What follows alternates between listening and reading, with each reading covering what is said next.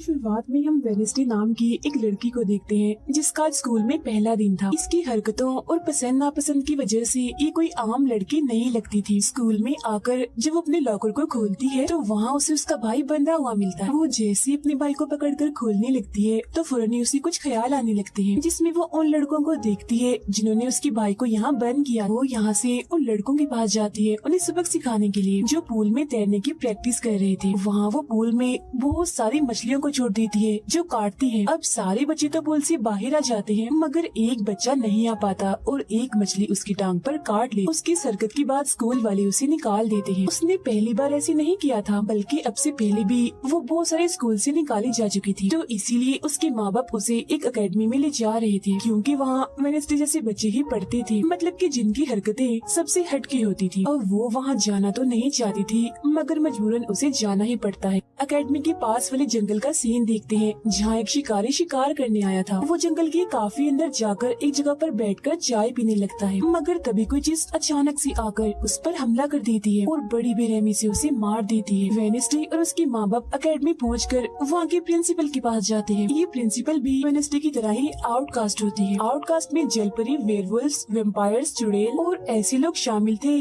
जिनमें जादुई ताकतें पाई जाती है। और इस तरह के ही सारे बच्चे इस अकेडमी में पढ़ते हैं। वेडनेसडे के साथ जिसने कमरे में रहना था, यानी उसकी रूम में, उसने कमरे को काफी रंगीन बनाया हुआ था। इसीलिए सब कुछ वेडनेसडे को पसंद नहीं आता, क्योंकि उसे तो बस काला रंग ही पसंद था। यहाँ का सारा माहौल देखकर वो मुंह बना लेती है। तब उसकी रूममेट उससे पूछती है, तुम ठीक हो ना, क्या हुआ तुम्हें? जिस पर उसके डैड जवाब देते हैं, मेरी बेटी बड़ी अजीब है, काफी बोर है और बस इसी तुम जिंदा लाश समझो। अपने डैड की ये बातें सुनकर वेडनेसडे उन्हें घूरने लगती है। अब उसकी रूममेट उसे पूरी अकेडमी घुमा रही थी कि तभी एक लड़का वहाँ आकर वेडनेसडे से उसकी फेसबुक आईडी मांगता है, जिस पर वो कहती है, मैं कोई भी सोशल मीडिया इस्तेमाल नहीं करती, क्योंकि सोशल मीडिया हड्डियों को सड़ा देने वाली सिर्फ एक बीमारी है और कुछ भी नहीं। जाने से पहले वेडनेसडे की मॉम उसे कहती है, अब तुम यहाँ से कभी भाग नहीं पाओ। जिस पर वो कहती है, देख लीजिएगा, मैं आपसे वादा करती हूँ कि जल्दी मैं यहाँ से भाग जाऊंगी। वहाँ से जाते वक्त उसके डैड वहाँ एक हाथ छोड़ देते हैं ताकि वो वेडनेसडे पर नजर रख सके। उधर जंगल में जब पुलिस छानबीन करने आती है तो उन्हें उस शिकारी की लाश के टुकड़े अलग अलग जगहों पर पड़े मिलते हैं। ऐसा हादसा वहाँ पहली बार नहीं हुआ था, बल्कि तीसरी बार ऐसा हुआ कि अकेडमी के इस जंगल में कोई मारा गया। और वेडनेसडे अपने कमरे की सारी रंगीन चीजें हटा देती है और अपने रूममेट से कहती है, शोर मत करो, कमरे में शांति बनाओ, क्योंकि ये मेरे नॉवल लिखने का वक्त। मगर वो तो गाना लगाकर डांस करने लगती है, जिससे वेडनेसडे को गुस्सा आ गया था और वो उसे गाना बंद करने को कहती है। तो वो रूममेट अपने पंजे दिखाकर उसे डराने लगती है, क्योंकि वो थी एक वेयरवुल्फ, मतलब कि आधी इंसान और आधी वुल्फ। तभी इधर एक टीचर आती है जो काफी अच्छी थी और वो वेडनेसडे को वेलकम के तौर पर एक फूल गिफ्ट देती। अब अगले दिन जब वेडनेसडे कहीं जा रही थी तो उसके डैड का छुड़ा हुआ वो हाथ छुप छुप कर उसे देख रहा था और फिर तभी उसके ऊपर एक स्टैचू गिरने वाला था, मगर बिल्कुल ठीक वक्त पर एक लड़का जिसका नाम जेवियर है उसे बचा लेता। लेकिन इस हड़बड़ी में वो बेहोश हो गई थी और जब उसे होश आती है तो बजाय जेवियर का शुक्रिया अदा करने की वो उसे कहती है कि मुझसे ये उम्मीद मत रखना कि मैं तुम्हारी शुक्रगुजार रहूंगी, क्योंकि तुमने मुझे बचाकर गड़बड़ कर दी, मेरी इतनी अच्छी मौत को टाल दिया। तब जेवियर कहता है, मैं तुम्हें काफी पहले से जानता हूँ, जब हम 10 साल के थे तब हमारी मुलाकात हुई थी, हम दोनों खेल रहे थे तो मैं जाकर एक ताबूत में छुप गया, लोग मुझे जलाने ही वाले थे मगर तुमने मेरी जान बचा ली और आज मैंने तुम्हारी जान बचाकर हिसाब बराबर कर। वेडनेसडे जब अपने कमरे में आती है तो उसे अपने बेड पर कुछ महसूस होता है। वो जैसे बिस्तर हटाती है तो वहाँ उस हाथ को देखकर फौरन उसे पकड़ लेती है और पूछती है, तुम कौन हो और यहाँ क्या कर रही हो? जिस पर वो कहता है, मुझे तुम्हारे डैड ने तुम पर नजर रखने को कहा है, वो ही मुझे यहाँ पर छोड़ कर गए हैं। और वो उसे कहती है, मगर आज के बाद तुम मेरे लिए काम करोगे, वरना मैं तुम्हें हमेशा हमेशा के लिए दराज में बंद कर दूंगी। तो वो इस चीज के लिए मान जाता है कि ठीक है, मैं हर तरह से तुम्हारी मदद करूँगा। अगले दिन प्रिंसिपल वेडनेसडे को एक दिमाग के डॉक्टर के पास ले जाती है, क्योंकि उन्हें भी ऐसा महसूस हुआ था कि वेडनेसडे का दिमागी तवाज़ुन कुछ ठीक नहीं है। मगर वो वहाँ कोई बहाना बनाकर हाथ की मदद से खिड़की खोलती है और वहाँ से भाग जाती। भागते हुए वो एक आदमी से टकरा जाती है, जिससे फौरन उसे ख्याल आता है, जिसमें वो देखती है कि इस आदमी का अभी एक्सीडेंट होने वाला है, जिसमें वो मर गया है बड़ी बेरहमी से। मगर वो इस बारे में उस आदमी को कुछ नहीं बताती, क्योंकि उसे खून खराबा बहुत पसंद। वो एक होटल में जाती जाती है जहाँ उसकी मुलाकात एक वेटर से होती है। वो काफी परेशान दिख रहा था क्योंकि उसकी कॉफी मशीन खराब हो गई। वेडनेसडे उसे कहती है, मैं तुम्हारी कॉफी मशीन ठीक कर सकती, लेकिन इसके बदले तुम्हें मुझे स्टेशन पर छोड़ना होगा, जिसके लिए वो मान भी जाता है और वेडनेसडे उसकी मशीन ठीक कर देती है। जिस पर वो कहता है, बस थोड़ा सा इंतजार करो, मेरी शिफ्ट खत्म होने वाली है, फिर हम चलते। और वेडनेसडे जब वहाँ बैठी इंतजार कर रही थी कि तभी कोई शरारती लड़की आकर उसे परेशान करने लगती है, जिससे उसे गुस्सा आ गया था और वो उन लड़कों को अकेले ही काफी मारती है और अच्छा सबक सिखाती है। अब इतनी ही देर में उस वेटर के डैड जो एक पुलिस ऑफिसर थे वहाँ आ जाते हैं। तोड़फोड़ देखकर जब वो अपने बेटे से इस बारे में पूछते हैं तो वो कहता है, कुछ नहीं, बस वो लड़के कस्टमर्स को परेशान कर रहे थे तो इसने उन्हें अच्छा सबक सिखा दिया। तभी यहाँ अकेडमी की प्रिंसिपल भी आ जाती है, उनसे सॉरी बोलकर वेडनेसडे को यहाँ से ले जाती है। रास्ते में वो उस पर काफी गुस्सा करती है कि आखिर तुमने कैसे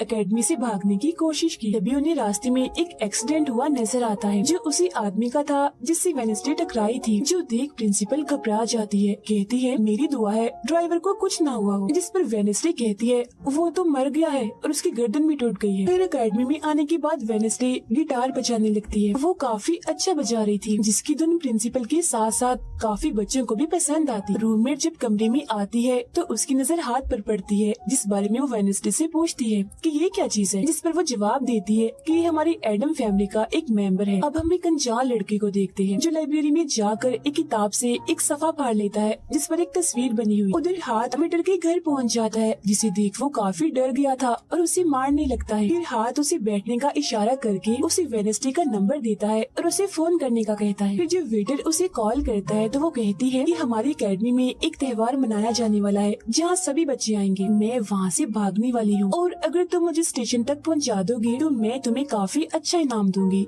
जिस पर वो वेटर मान भी जाता है। जब वो त्योहार में जाती है तो देखती है कि प्रिंसिपल की नजर मुझ पर ही है, इसीलिए वो एक आदमी को पैसे देकर प्रिंसिपल का ध्यान भटकाने का कहती है। अब वेटर वहाँ आकर वेडनेसडे के जाने से पहले उसे उसके डैड का एक पुलिस रिकॉर्ड तोहफे में देता है जो उसने अपने डैड की फाइल्स में से चुराया था, क्योंकि उसके डैड एक पुलिस ऑफिसर जो थे। अब उस रिकॉर्ड को लेकर जैसे वो यहाँ से जाने लगती है तो तभी वो उस लड़के से टकरा जाती है जिसने बुक में से तस्वीर को फाड़ा था। टकराते ही वेडनेसडे को उस लड़के की मौत के ख्याल आने लगते हैं कि वो थोड़ी देर में मरने वाला है, जो बहुत ही भयानक थी। वो लड़का अब जंगल की तरफ जाने लगता है तो वेडनेसडे भी उसके पीछे जाती है और कहती है, रुक जाओ, जंगल में मत जाओ, तुम्हारी जान को खतरा है, तुम मर जाओगे। मगर तभी वो उसे अपने जादू से उड़ाकर पेड़ पर लगा देता है और कहता है, खतरा मुझे नहीं तुम्हें है, बल्कि तुम खुद ही खतरा हो और मैं सब लोगों को तुमसे बचा रहा हूँ। उस दिन स्टैचू को मैंने ही तुम्हारे ऊपर गिराया था। जिसके बाद वो उसे एक तस्वीर दिखाता है और कहता है, इस तस्वीर में तुम ही हो जिसे मेरी मॉम ने 25 साल पहले बनाया था और ये उस वक्त की बात है जब वो इस अकेडमी में पढ़ती थी। मरने से पहले उन्होंने कहा था कि इस लड़की इन्हें तुम्हें मुझे रोकना होगा, नहीं तो तुम इस अकेडमी के साथ साथ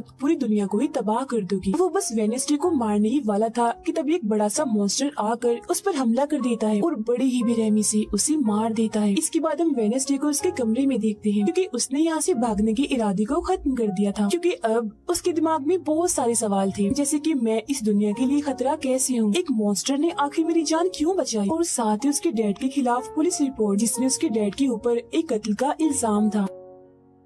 अब अगले दिन पुलिस ऑफिसर वहाँ आते हैं, क्योंकि वेडनेसडे ने ये रिपोर्ट लिखवाई थी कि उस अनजान लड़के की मौत मैंने अपनी आंखों से होती हुई देखी जंगल में। मगर पुलिस को वहाँ ना कोई लाश मिलती है और ना ही कोई ठोस सबूत। तो वेडनेसडे से पूछते हैं कि आखिर तुम इतनी रात को जंगल में कर क्या रही थी। इस पर वो कहती है, मैंने जंगल में उस लड़की को जाते हुए देखा था और जब मैंने उसका पीछा किया तो देखा कि एक मॉन्स्टर ने आकर उसे मार दिया है, जिसके बाद में बेहोश हो गई। तो फौरन प्रिंसिपल पुलिस ऑफिसर से कहती है, उस लड़के का कोई कत्ल नहीं हुआ, वो जिंदा है, बस यहाँ से भाग गया है, इसीलिए आपको वेडनेसडे की बातों का यकीन नहीं करना चाहिए। अक्सर इसे इस तरह के दौरे पड़ते रहते, हम इसका इलाज करवा रहे हैं, जल्दी ये ठीक हो जाएगी। फिर जब प्रिंसिपल वहाँ से जाती है तो वो ऑफिसर से कहती है कि जंगल में कोई तो है जो सबको मार रहा है और उसी ने उस लड़की को भी मारा है। मगर तभी वहाँ वो लड़का आ जाता है जो जिंदा था और बिल्कुल सही सलामत भी। अब अगले दिन जब वेडनेसडे को डॉक्टर के पास ले जाया जाता है तो वो उससे पूछती है कि क्या तुमने ये अफवाह इसलिए फैलाई कि सभी की तवज्जो तुम पर हो जाए, यानी कि तुमने उस लड़के की मौत होते हुए देखा। जिस पर वो कहती है, मैं जानती हूँ मैंने क्या देखा है,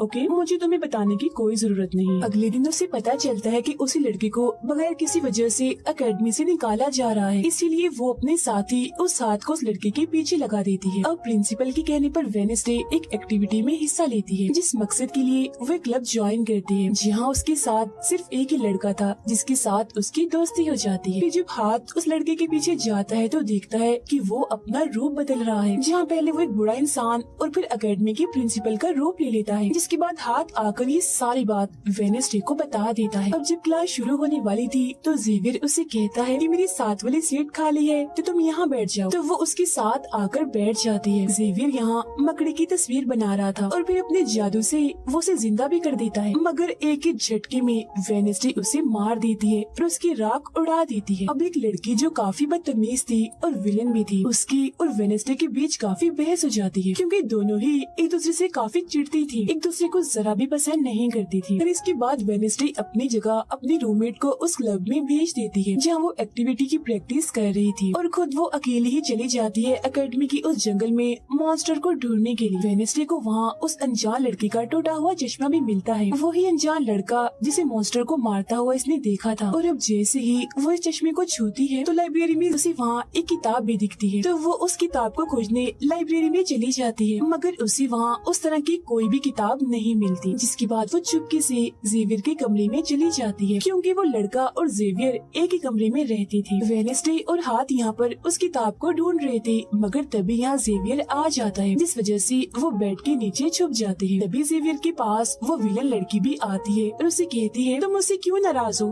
अच्छा गुस्सा छोड़ो, सुलह कर लो। जिस पर वो मना कर देता है। अब उसके इनकार पर विलन लड़की को लगने लगता है कि ये सब वो वेडनेसडे की वजह से कर रहा है, इसीलिए वो कहती है कि कल मैं वेडनेसडे समेत तुम्हारे सभी साथियों की कश्तियों की धज्जियां उड़ाने वाली हूँ। बेड के नीचे छुपे वेडनेसडे और हाथ भी उसकी ये बात सुन लेती। कमरे में वापस आने के बाद वेडनेसडे अपने रूममेट से कहती है कि कल जो कश्तियों की रेस होने वाली है मैं भी उसमें हिस्सा लूँ, और कुछ भी हो जाए उस घमंडी लड़की यानी विलन को मैं हरा कर ही रहूंगी। अब अगले दिन जब रेस शुरू होती है तो बताया जाता है कि इस मुकाबले का कोई भी असूल कानून नहीं है, जो भी टीम सबसे पहले गुफा में जाकर झंडे को लाएगी वही टीम जीत जाएगी। जिसके फौरन बाद गेम शुरू हो जाती है और विलन भी अपनी चालें चलना शुरू कर देती। वो अपने एक जलपरी साथी की मदद से एक टीम की कश्ती को तुड़वा देती है, जिससे वो पूरी टीम पानी में गिर जाती है। मगर फिर जब वो जलपरी वेडनेसडे की कश्ती की तरफ आ रही थी तो हाथ उससे पहले ही जाल फेंककर उसे जाल में फंसा लेता है। अब किनारे तक सिर्फ 3 ही टीम्स पहुंच पाती हैं, और जब सारे लोग झंडा लेने अंदर जाते हैं तो रूममेट अपने पंजों से जोकर टीम की कश्ती में छेद कर देती है। फिर सभी के साथ वेडनेसडे जब झंडा लेकर आ रही थी तो उसे एक ख्याल आता है, जिसमें वो अपनी ही जैसी एक लड़की को देखती है जिसके हाथ में किताब थी। होश में आने पर झंडा लेकर वो वापिस से कश्ती में चली जाती है। जोकर्स की कश्ती तो छेद होने की वजह से वहीं पर ही डूब जाती है, जबकि जलपरी दोबारा से वेडनेसडे की कश्ती पर हमला करने लगती है, मगर हाथ पानी में जाकर जलपरी को जोर से मुक्का मार। अब वेडनेसडे अपनी कश्ती से बहुत सारे तीर निकाल कर विलन की कश्ती में छेद कर देती है, जिससे उसकी कश्ती डूब जाती है और वेडनेसडे की टीम इस रेस को जीत जाती है। अब ये 4 साल में पहली बार हुआ था जब उस विलन को किसी ने हराया था, इसीलिए आज वो गुस्से में आग बगोला हुई। रात के वक्त वेडनेसडे एक स्टैचू के पास जाती है जिसके हाथ में किताब थी। किताब पर लिखी एक पहेली को जैसे ही वो सुलझाती है तो वहाँ एक रास्ता खुल जाता है। जैसे उसके अंदर जाती है तो देखती है कि यहाँ उसके मॉम डैड के अलावा और भी बहुत सारे लोगों की तस्वीरें लगी हुई हैं। उसे वहाँ वो किताब भी मिल जाती है जिसकी वो तलाश कर रही थी, मगर जैसे वो उस किताब को वहाँ से लेकर जा रही थी कि तभी अचानक से कोई आकर उस पर हमला कर देता है, जिससे वो बेहोश हो जाती है। अब उसे जैसे होश आती है तो देखती है कि उसे कुछ लोगों ने बंदी बनाया हुआ है, जिन्होंने मास्क भी लगाए हुए थे, मगर उनकी आवाज सुनते ही वेडनेसडे उन्हें पहचान लेती है और कहती है कि मैंने तुम्हें पहचान लिया है, तुम अपने अपने मास्क हटा सकते हो। असल में ये लोग और कोई नहीं बल्कि विलन और उसके साथी थे। इसी दौरान वो अपनी रस्सी भी खोल चुकी थी और वहाँ से जाने लगती है, मगर जाते जाते वो कहती है तुम सब छोटे बच्चे हो, अगवा करना भी तुम्हें ठीक से नहीं आता। वापिस आने के बाद वो उस तस्वीर को किताब पर लगाकर मुकम्मल करती है जिसे उस लड़की ने किताब से फाड़ लिया था और वो उसे पढ़ने लगती। अब अगले दिन प्रिंसिपल सभी बच्चों को एक प्रोजेक्ट देती है जिसमें उन्हें शहर की सारी दुकानों पर जाकर काम करना था। शहर पहुंचने के बाद वेडनेसडे जेवियर को वो किताब दिखाकर पूछती है कि क्या तुम इस किताब को पहचानते हो, जिस पर वो कहता है हाँ, इस किताब को लेकर मेरे और उस लड़के के बीच में लड़ाई भी हुई थी जिसके बारे में तुमने कहा था कि मॉन्स्टर ने उस पर हमला कर दिया था। ये किताब एक जादूगर की है और 30 सालों से भी ज्यादा पुरानी है, तो तुम इसके साथ क्या कर रही हो। ये सुन वो उससे पूछती है तुम उस जादूगर के बारे में और क्या जानते हो। वो कहता है कुछ खास नहीं, अगर तुम उस जादूगर के बारे में जानना चाहती हो तो तुम्हें उसके घर जाना होगा जो काफी पुराना एक खास घर है। अकेडमी के सारे बच्चे भी अलग अलग दुकानों में जाकर काम करने लगते हैं। वेडनेसडे एक वेट्रेस बनी थी मगर उसका नखरा गुस्सा देखकर कोई भी उसे खाने की चीज नहीं लेता। वेडनेसडे का दोस्त पेस्ट्री खा रहा था कि तभी शरारती बच्चे आकर उसे परेशान करने लगते हैं और बस फिर होना क्या था, वेडनेसडे वहाँ आती है और उन्हें खूब मारती है। इसके बाद वो अपने उस दोस्त को लेकर जादूगर के घर जाती है ताकि वो सारी सच्चाई जान सके कि आखिर बात क्या है। और उस लड़की को किताब पकड़ी हुई देखती है जो उसे गुफा के पास भी दिखी थी। उसके ख्याल में जब उनकी रेस में वेडनेसडे झंडा लेने गई, फिर उसे वहाँ इस पेंटिंग वाली लड़की की किताब भी मिल जाती है मगर वो खाली थी क्योंकि वो नकली थी। इतनी ही देर में वहाँ एक औरत आती है तो वेडनेसडे उसे असली किताब के बारे में पूछती है जिस पर वो कहती है कि वो किताब तो चोरी हो गई थी और इस वक्त तुम जहाँ खड़ी हो ये भी उस जादूगर का असली घर नहीं है। इसके बाद वेडनेसडे वेटर से मिलने उसकी होटल जाती है और उससे जादूगर के असली घर के बारे में पूछती है तो वो उसे असली घर के बारे में बता भी देता है, जहाँ से वेडनेसडे अकेले ही उस घर में चली जाती। वहाँ उसे एक बूढ़ा आदमी मिलता है जो उसे कहता है ये मेरी जगह है, मेरा घर है, निकलो यहाँ से। तब ये सुन वेडनेसडे का साथी वो हाथ उसके मुंह पर ही हमला कर देता है जिससे डरकर वो आदमी वहाँ से भाग जाता है और वेडनेसडे को यहाँ से कुछ नहीं मिलता, इसीलिए वो यहाँ से जाने लगती है। मगर जब वो दरवाजे से बाहर जाती है तो फौरन उसे ख्याल आता है जिसमें वो देखती है कि वो जादूगर एक लड़की को चुड़ैल साबित करके इस घर में बंद कर देता है जहाँ उससे पहले और भी बहुत सारे लोग बंधे हुए थे। ये सारे लोग आउटकास्ट के थे, यानी कोई वेम्पायर था, कोई जलपरी, कोई वेयरवुल्फ तो कोई चुड़ैल। इसीलिए जादूगर इन सबको शैतान समझता था। इस तरह के सभी लोगों को यहाँ कैद करने के बाद वो इस पूरे घर में आग लगा देता है। वो बच्ची जिसे जादूगर ने चुड़ैल साबित किया था वो अपनी मॉम को आजाद करने की कोशिश करती है मगर नहीं कर पाती क्योंकि सभी लोगों को जंजीर की मदद से जमीन के साथ बांधा हुआ था। सिर्फ वो बच्ची ही आजाद थी, इसीलिए अपनी माँ के कहने पर उसे बेसमेंट के जरिए वहाँ से भागना पड़ता है। जिसके बाद वो जादूगर जो बेहद ही जालिम था सभी आउटकास्ट के लोगों को जला देता है। तभी वो लड़की वेडनेसडे के पास आती है और कहती है वो बहुत ही जालिम है, हम सबको मार देगा। तब इतनी ही देर में वो जादूगर भी वहाँ आ जाता है जिससे वेडनेसडे डर जाती है और वापिस से होश में मतलब कि मौजूदा वक्त में आ जाती है। होश में आते वो हाथ से कहती है मैंने उस लड़की को देख लिया, उसने मुझसे बात भी की, मुझे लगता है वो मेरे खानदान की कोई मेंबर है। तभी यहाँ जंगल वाला मॉन्स्टर आकर इस घर पर हमला कर देता है मगर जब उसकी नजर वेडनेसडे पर जाती है तो वो यहाँ से भाग जाता है। वेडनेसडे और हाथ उसका पीछा करते हैं मगर देखते हैं कि मॉन्स्टर के कदमों के निशान तो इंसानी पैरों के निशान में बदल गए। अगले दिन उस जादूगर की मूर्ति को इज्जत के तौर पर इस जगह पर लगाया जाने वाला था क्योंकि शहर के लोग तो उसे अपना हीरो ही मानते थे और आज वेडनेसडे को वहाँ गिटार बजाने के लिए बुलाया गया था। लेकिन वो लोग जैसे मूर्ति लगाकर अपना काम करने लगते हैं तो तभी वो हाथ तीली फेंक कर मूर्ति को आग लगा देता है क्योंकि वेडनेसडे के कहने पर उसने पहले ही मूर्ति पर पेट्रोल डाल दिया था। आग देखकर सारे लोग वहाँ से भाग जाते हैं मगर वेडनेसडे अभी भी वहाँ बैठी गिटार बजा रही होती है। साथ ही वो मूर्ति को जलता हुआ देखकर खुश भी हो रही थी। अब प्रिंसिपल को वेडनेसडे पर ही शक था मगर उसके खिलाफ प्रिंसिपल के पास कोई सबूत नहीं था। अब जादूगर के जिस पुराने घर में वेडनेसडे गई थी जहाँ वो बूढ़ा आदमी था वो अभी भी वही रुका हुआ था मगर तभी वो मॉन्स्टर वहाँ आता है और उस बूढ़े आदमी पर हमला कर देता है। लेकिन मरते मरते वो बूढ़ा आदमी मॉन्स्टर की 2-3 तस्वीरें अपने कैमरा में बना ही लेता है। पुलिस को जब ये खबर मिलती है तो फौरन छानबीन करने पहुँच जाते हैं जहाँ उन्हें बूढ़े आदमी के कैमरा से मॉन्स्टर की तस्वीर भी मिल जाती है। अगले दिन हाथ मुर्दा घर जाकर वहाँ लगे कैमरा पर कोई चीज लगा देता है ताकि जो वो करे उसे कोई ना देख सके। फिर वो दरवाजा खोलता है तो वेडनेसडे अंदर आती है। वो यहाँ दरअसल उस बूढ़े आदमी के जख्मों को देखने आई थी जिसे उस मॉन्स्टर ने मारा था। वो बूढ़े आदमी की लाश को देखकर सारा डेटा अपने पास रिकॉर्ड कर लेती है जबकि हाथ उसकी एक फाइल बनाने में लग जाता है। तभी वहाँ डॉक्टर और पुलिस ऑफिसर भी आ जाते हैं। तब छुपने के लिए वेडनेसडे एक बॉक्स में सो जाती है। फिर जब डॉक्टर उस बॉक्स को खुला हुआ देखते हैं तो फौरन उसे चेक करते हैं, मगर जब वेडनेसडे को उसमें पड़ा हुआ देखते हैं तो उन्हें लगता है कि ये भी एक लाश है, इसीलिए वो उस बॉक्स को बंद करके वहाँ से चले जाते हैं। मगर फिर जब हाथ उसे वहाँ से लेने आता है तो वो कहती है, अच्छा तंग मत करो प्लीज, थोड़ी देर और सोने दो, बड़ा मजा आ रहा है। फिर इसके बाद वो अपनी छानबीन से ये पता लगवा लेती है कि वो मॉन्स्टर असल में जिस्म के हिस्सों को इकट्ठा कर रहा है। फिर अगले दिन जब वो अकेडमी जाती है तो उसे जेवियर की गर्दन पर किसी के पंजों के निशान दिखते हैं। अब हम जेवियर को एक केबिन से बाहर आता हुआ देखते हैं और क्योंकि वेडनेसडे को उसके जख्मों पर पहले से ही शक था तो वो भी उसका पीछा करते करते वहाँ आ गई थी। उसे वहाँ पर बहुत सारी मॉन्स्टर की ड्राइंग्स और तस्वीरें दिखती हैं। एक तो तस्वीर को लेकर जैसी वो वहाँ से जाने लगती है तो तभी जेवियर उसे देख लेता है और जाने से रोक देता है, मगर वेडनेसडे उसका ध्यान भटकाने के लिए उसे बस एक ही बात कह देती है कि क्या तुम आज रात होने वाली डांस पार्टी में मेरे साथ चलोगे। जिसके बाद वो जेवियर की बनाई मॉन्स्टर की ड्राइंग्स ले जाकर पुलिस ऑफिसर को दे देती है, जिस पर वो कहते हैं इससे हम किसी को भी नहीं पकड़ सकते, कोई ठोस सबूत लेकर आओ।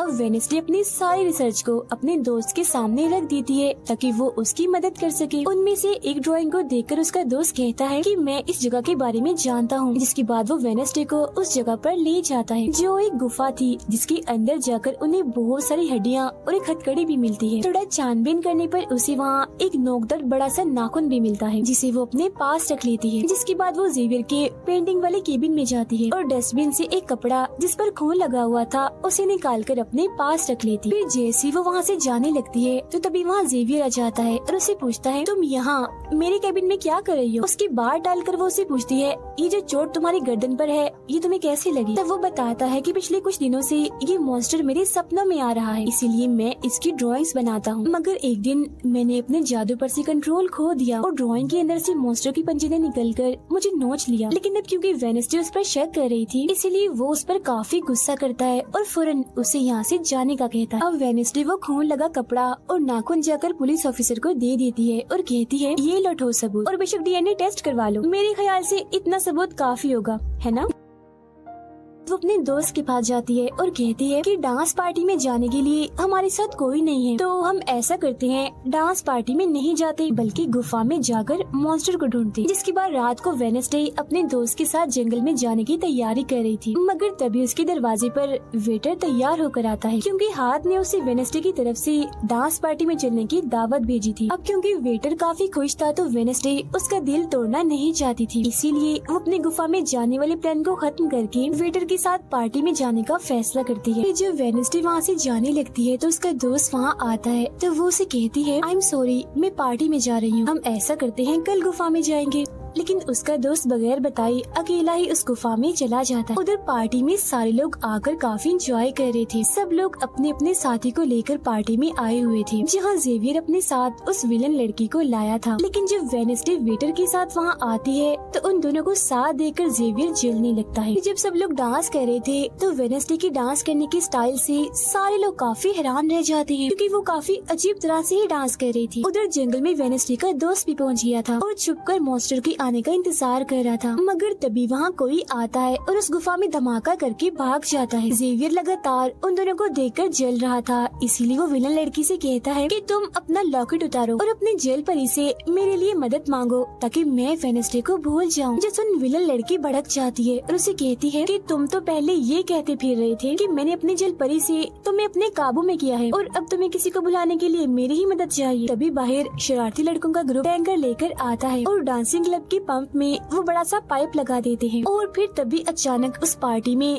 खून की बारिश होने लगती है क्योंकि जो टैंकर वो शरारती लड़के लाए थे जिसका पाइप उन्होंने लगाया था उसमें दरअसल खून था। ये देख सारे लोग घबरा जाते हैं और पार्टी से भागने लगते हैं, मगर वेडनेसडे वहीं खड़ी रहती है क्योंकि उसे तो अब और मजा आ रहा था क्योंकि वो बारिश खून की नहीं बल्कि कलर की थी जिसमें वो काफी एंजॉय कर रही थी। तभी वेडनेसडे को ख्याल आता है जिसमें वो देखती है कि उसका दोस्त अकेला ही जंगल में चला गया है जहाँ वो मुसीबत में है, उसकी जान खतरे में है, इसीलिए वो जंगल की तरफ उसे बचाने के लिए भाग जाती है। उसके दोस्त के पीछे दरअसल वो मॉन्स्टर पड़ गया था जिससे बचकर वो भाग रहा था। वो मॉन्स्टर एक बार उस पर हमला करता ही है कि तभी वेडनेसडे उसे ढूंढते हुए वहाँ आ जाती है। तब मॉन्स्टर उसे देखकर वहाँ से भाग जाता है। वो अपने दोस्त को बेहोश पड़ा हुआ देखकर काफी घबरा जाती है। इतने ही देर में उसकी टीचर भी उसका पीछा करते करते वहाँ आ गई थी, जिसके बाद उसके दोस्त को हॉस्पिटल ले जाया जाता है और वेडनेसडे खुद वापस अपनी एकेडमी में आ जाती है जहाँ वो अपने डैड पर लगी इल्जाम को सुलझाने की कोशिश कर रही थी कि आखिर सच क्या। अकेडमी में सारे माँ बाप अपने बच्चों से मिलने आते हैं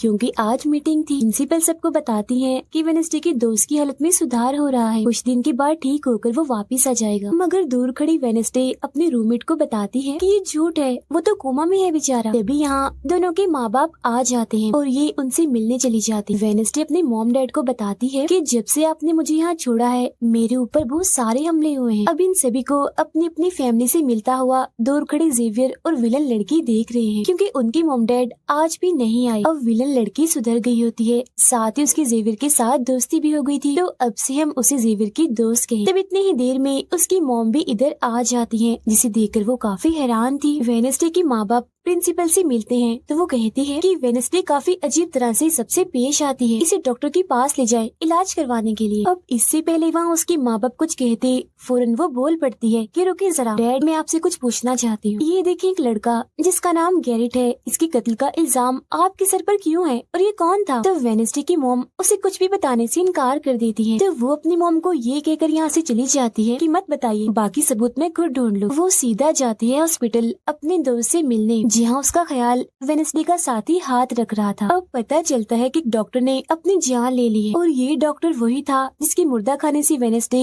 बूढ़े आदमी की लाश को देखने आई। मरने से पहले डॉक्टर ने एक खत भी छोड़ा था जिसमें लिखा हुआ था कि मैं गैरेट के केस पर शर्मिंदा हूँ क्योंकि मैंने उसकी झूठी रिपोर्ट बनाई थी। अब जब सारे लोग खाना खा रहे थे तो तभी वहाँ पुलिस ऑफिसर आकर वेडनेसडे के डैड को पकड़ लेता है और कहता है कि गैरेट की मौत के इल्जाम में तुम्हें गिरफ्तार किया जा रहा है। जेल में वेडनेसडे अपने डैड से मिलने जाती है, पूछती है कि बताएं गैरेट से आपका क्या वास्ता है। तो वो बताते हैं कि गैरेट तुम्हारी मॉम से बहुत प्यार करता था, फिर एक दिन जब तुम्हारी मॉम और मैं साथ थे तो गैरेट ने आकर मुझ पर हमला कर दिया। मैंने अपना काफी बचाव किया जिस दौरान गलती से उसकी मौत हो गई। ये सुन वेडनेसडे को उनकी बात थोड़ी झूठी लगती है। फिर वो पुलिस ऑफिसर के पास जाती है, कहती है मेरे डैड ने गैरेट को नहीं मारा और ये उनके खिलाफ साजिश की जा रही है। जिस पर वो कहता है दुनिया तुम्हारे हिसाब से नहीं चलती, हमारे पास सबूत आ गए हैं तुम्हारे डैड के खिलाफ। वो कहती है मैं नहीं मानती और मेरा ख्याल है कि जिसने मेरे दोस्त को मारने की कोशिश की उसने ही गैरेट को मारा होगा। पार्क में रूममेट अपनी मॉम के साथ बैठी थी, जहाँ उसकी मॉम चाहती है कि वो पूरी तरह एक वेयरवुल्फ बन जाए और वो उसे एक डॉक्टर के पास जाने का कहती है, मगर रूममेट ऐसा नहीं चाहती, इसलिए वो यहाँ से चली जाती है। अब वेडनेसडे अपनी मॉम के पास जाती है ताकि वो सारी सच्चाई जान सके। उसकी मॉम खुफिया लाइब्रेरी में थी। वो अपनी मॉम से कहती है कि आपने मुझे इस अकेडमी में इसलिए भेजा ना ताकि मैं हमेशा आपकी परछाई बन के रहूं। जिस पर उसकी मॉम कहती है कि ये सिर्फ अकेडमी ही नहीं बल्कि पहले यहाँ एक ग्रुप हुआ करता था जिसकी बुनियाद तुम्हारे डैड की फैमिली की एक औरत ने रखी थी जिसका नाम गुडी था। वो कहती है मैं ये जानना चाहती हूँ कि डैड ने तो गैरेट को नहीं मारा तो फिर किसने मारा है। तब उसकी मॉम सच्चाई बताती है कि जब मैं वहाँ गई तो मैंने देखा कि तुम्हारे डैड और गैरेट आपस में लड़ रहे थे। मैंने उन्हें रोकने की कोशिश की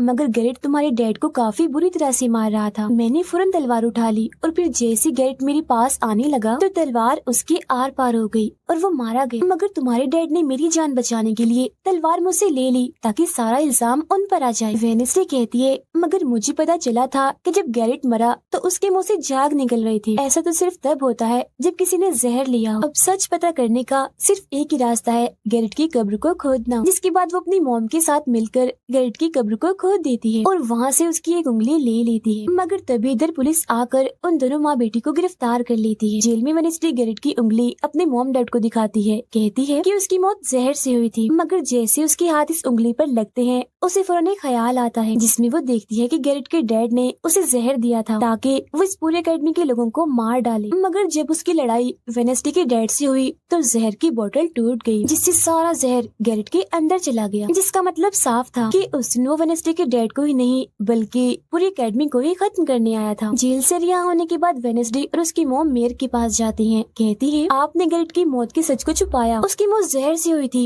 न कि तलवार से और ये बात साबित भी हो गई है। जो सुन मेयर सब कुछ सच बता देता है जिसके बाद वेडनेसडे के डैड को भी रिहा कर दिया जाता है। अब वेडनेसडे अपनी मॉम को बताती है कि मुझे बहुत ख्याल आते हैं, जिस पर उसकी मॉम कहती है कि ये खासियत हमारे खानदान में है, ख्याल सबको आते हैं, अगर ख्याल हमारे कंट्रोल में ना रहे तो ये हमें पागल बना सकते हैं, इसीलिए हमारे खानदान के पुराने लोग आकर हमें आसान रास्ता बताते हैं और ट्रेनिंग देते हैं। तो वेडनेसडे फौरन बोलती है जैसे गुडी एडम्स जिसके बारे में आपने बताया था कि वो मेरे डैड के खानदान की है, जिस पर उसकी मॉम कहती है कि मुझे नहीं पता, बहरहाल तुम होशियार रहना क्योंकि गुडी एडम्स बदला चाहती थी जिसके चक्कर में वो खुद भी नहीं बच पाई। फिर सबके माँ बाप अपने अपने बच्चों से मिलकर जा रहे थे। रूममेट अपनी मॉम को कहती है, आप फिक्र मत करना, जब मुझे वेयरवुल्फ बनना होगा मैं बन जाऊंगी। जाने से पहले वेडनेसडे की मॉम उसे वही किताब देती है जो अक्सर प्रिंसिपल के पास हुआ करती थी। वो किताब लेकर वेडनेसडे प्रिंसिपल के पास जाती है। कहती है कि उस अनजान लड़की को आपने मारा था, मैंने देखा था, जिसके बारे में मैंने कहा था कि उसे मॉन्स्टर ने मारा है, क्योंकि वो आप ही हो जो खुद को बदल बदल कर लोगों को मार रही हो। मैं ये बात अब पुलिस को बता दूंगी। जिस पर प्रिंसिपल कहती है, नहीं,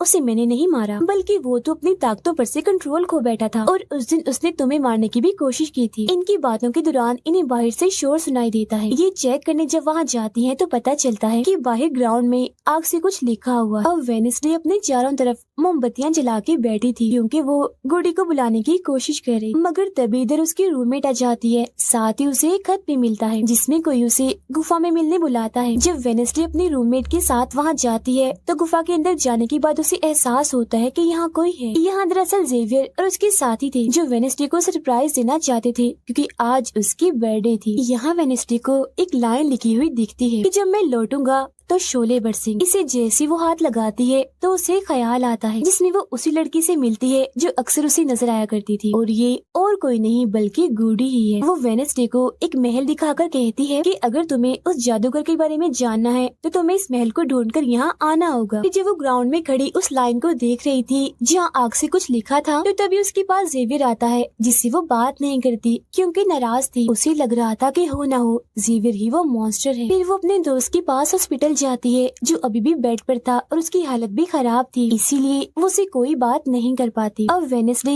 अपने दोस्त वेटर से मिलने जाती है और उसे उस महल जो गुडी ने दिखाया था उसकी तस्वीर दिखाकर पूछती है कि क्या तुम इस जगह के बारे में जानते हो, जिस पर वो मना कर देता। अब यहाँ तो उसका काम नहीं हुआ, इसीलिए वो तस्वीर को लेकर जेवियर के पास जाती है और उससे भी वही सवाल करती है कि क्या तुम इस जगह के बारे में जानते हो, मगर तभी उसकी नजर इसी महल की पेंटिंग पर जाती है जो जेवियर ने पहले से ही बनाई हुई थी, जिस पर वो बताता है कि ये जगह रात को मेरे सपने में आई थी तो मैंने इसे बना दिया। अच्छी बात ये थी कि जेवियर इस जगह के बारे में जानता भी था। तब उससे महल का पता लेकर वेडनेसडे वहाँ पहुँच जाती है जहाँ मेयर पहले से ही मौजूद था, और क्योंकि वो जान गया था कि असली कातिल कौन है तो वेडनेसडे उसकी गाड़ी में ही छुप जाती है। मगर जैसे मेयर की गाड़ी शहर में पहुँचती है तो कोई उनकी गाड़ी को ठोक देता है जिससे मेयर का एक्सीडेंट हो गया था। वो काफी जख्मी हो जाते हैं, उनकी हालत मरने वाली हो गई। फिर अब रात के वक्त वेडनेसडे वेटर और अपने रूममेट के साथ उसी महल में आती है। यहाँ उसे ऐसा महसूस होता है जैसे कोई इधर रह रहा है क्योंकि मोमबत्तियां गर्म थी और ये कमरा बिल्कुल साफ था। इतनी ही देर में वो मॉन्स्टर भी यहाँ आ जाता है जिससे बचने के लिए ये लोग छुप जाते हैं। ये लोग देखते हैं कि जिन जिन लोगों पर मॉन्स्टर ने हमला किया था उनके जिस्म के कटे हुए हिस्से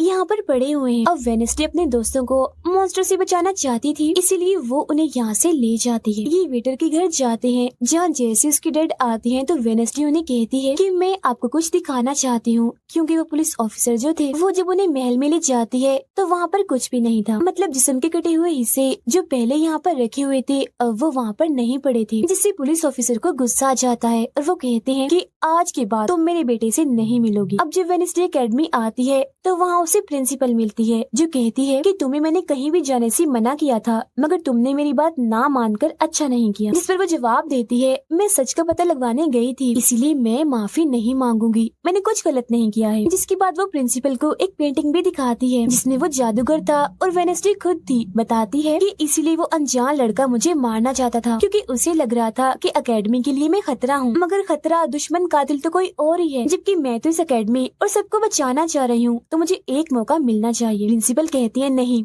तुम कहीं नहीं जाओगी, आगे से ऐसी कोई भी गलती की तो मैं तुम्हें एकेडमी से निकाल दूंगी। और वहाँ से वो ये कहकर चली जाती है। वो जब अपने कमरे में वापस आती है तो देखती है कि रूममेट अपना सामान पैक कर रही है क्योंकि वो यहाँ से जा रही है। वो गुस्से में वेडनेसडे से कहती है कि तुम्हें सिर्फ अपना काम में निकलवाना आता है, फिर चाहे इसके लिए तुम्हारे दोस्तों की जान क्यों न चली जाए, आज वो अजीब सा मॉन्स्टर हमें भी मार देता। जिसके बाद वो यहाँ से चली जाती है। अब वेडनेसडे बिल्कुल अकेली रह गई थी, इसीलिए कमरे में एक जगह बैठकर वो उस बॉक्स को देखने लगती है वो जादूगर के महल से चुरा कर लाई थी। उसे बॉक्स के नीचे एक खत मिलता है जिसमें वेडनेसडे की अपनी ही बहुत सारी तस्वीरें होती हैं, जो देख वो कहती है मेरी एडम्स फैमिली, जादूगर, मॉन्स्टर और मैं शायद किसी न किसी तरीके से जुड़े हुए हैं। और जब ये बात मेयर को पता चली तो किसी ने उनका मुंह बंद कर दिया, मगर मैं चुप नहीं बैठूंगी और तुम जो कोई भी हो मैं तुम्हें ढूंढ लूंगी, देखना। अब मेयर की मौत हो गई थी और जब उन्हें दफनाया जा रहा था तो वेनेसडे वहाँ आती है और सोचने लगती है कि कातिल यहाँ आए लोगों में से कोई है, मगर तभी उसे जंगल में कोई दिखता है। वो पीछे करती है तो पता चलता है कि और कोई नहीं बल्कि उसका अंकल है। अंकल बताते हैं कि मेरे ऊपर चोरी का इल्जाम है तो कुछ वक्त के लिए मुझे छुप के रहना होगा। तब वेनेसडे उन्हें एक केबिन में छुपा देती है और मॉन्स्टर की तस्वीर दिखाकर पूछती है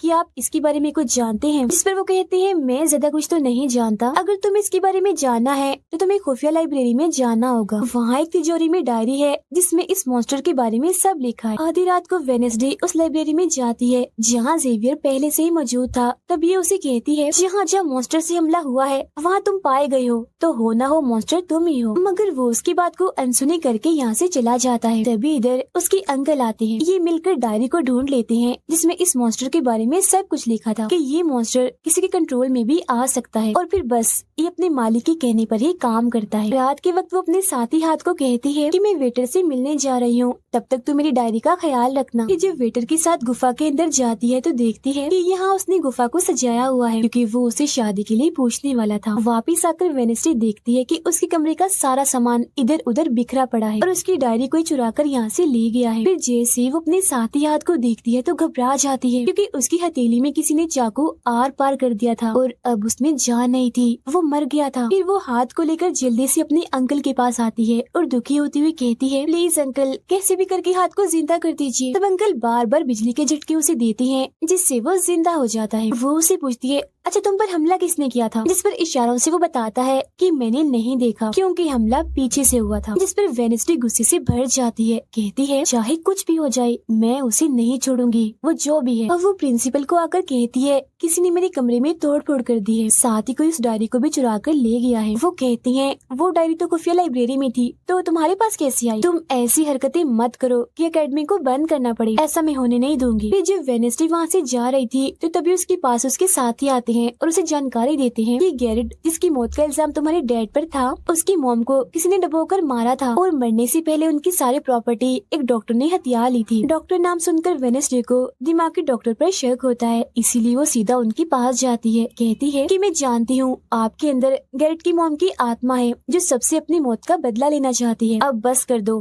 तुम्हारा खेल खत्म हुआ। जिसके बाद वो यहाँ से चली जाती है। ये सारी बातें सुन डॉक्टर को जरा भी समझ नहीं आती कि ये क्या बोल रही थी, इसीलिए वो फौरन प्रिंसिपल को कॉल करती है। कहती है वेनेसडे आई थी, उसका बर्ताव काफी अजीब था, उल्टी उल्टी बातें कर रही थी वो। अब तभी यहाँ मॉन्स्टर आ जाता है जो डॉक्टर पर हमला करके उन्हें मार देता है। अब डॉक्टर तो मर गई थी, इसीलिए वेनेसडे की शक की सुई अब जेवियर पर आ जाती है, इसीलिए वो उससे मिलने उसके कैबिन में जाती है। यहाँ उसे मरे हुए लोगों का सामान भी मिलता है जिससे उसका शक और पक्का हो जाता है। अब तभी इधर पुलिस भी आकर जेवियर को पकड़ लेती है क्योंकि पुलिस को यहाँ पर वेनेसडे ने ही बुलाया था। अब जब वेनेसडे कमरे में आती है तो उसकी रूममेट वापस आ गई थी। कहती है तुम्हारा और मेरा कोई ताल्लुक है, मैं तुम्हारे साथ रहना चाहती हूँ, मैंने तुम्हें और हाथ को बहुत याद किया। फिर इसके बाद वेनेसडे वेटर के पास जाती है जहाँ उसे फिर से कुछ ख्याल आने लगते हैं जिनमें वो देखती है कि मॉन्स्टर और कोई नहीं बल्कि वेटर ही है जिसे वो पसंद करती है। मगर फिलहाल वो उसे कुछ नहीं कहती, उसे एक जगह पर लाती है और फिर कहती है कि जेवियर को तो फंसाया जा रहा है जबकि असली मॉन्स्टर तो तुम ही हो, मगर वो इसके लिए बार बार मना करता है। तभी यहाँ वेनेसडे के सारे दोस्त भी आ जाते हैं और वेटर को पकड़कर कुर्सी से बांध देते हैं। अब वेनेसडे उस पर जुल्म करना चाहती है मगर उसके दोस्त ऐसा करना नहीं चाहते,